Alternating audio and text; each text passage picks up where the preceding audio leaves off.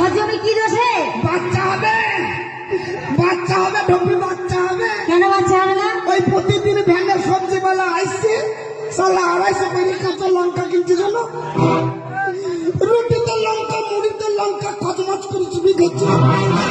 তারপরে 1 গ্লাস জল খেয়েছে, ঝাল নেমে গেছে, ছেলের গায়ে পড়েছে।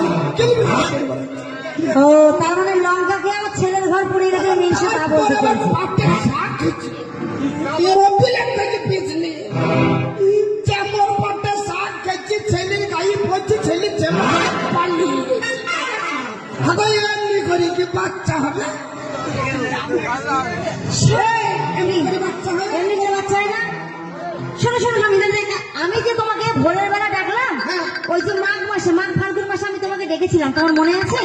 যে ভোর 4টের সময় তোমাকে ডেকেছিলাম, ওগো স্বামী, ওগো স্বামী, একবার ওঠো গো, একবার ওঠো গো। তুমি কি উঠেছিলে? আমি উঠলাম না। কই উঠলা তুমি? আমি উঠে পিঠা ফিরে গিয়ে আবার শুনলাম না। এই শালাকে কি বলবো, মানে ওকে আমি ভোরের বেলা ডেকেছি, আমার স্বামী ভোরের বেলা উঠেছে, কিন্তু বাথরুম করে আবার শুয়ে পড়েছে। আরে বাথরুম করে শুয়ে পড়লে হবে না। ভোরবেলা আমি কি করতাম?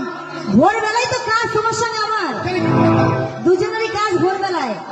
তবে তো বাচ্চাটা হবে। কাজটা কি বলবে? আরে মুখ পুরো অত ডিস্টার্ব করো না বন্ধু, কাজ করতে দাও।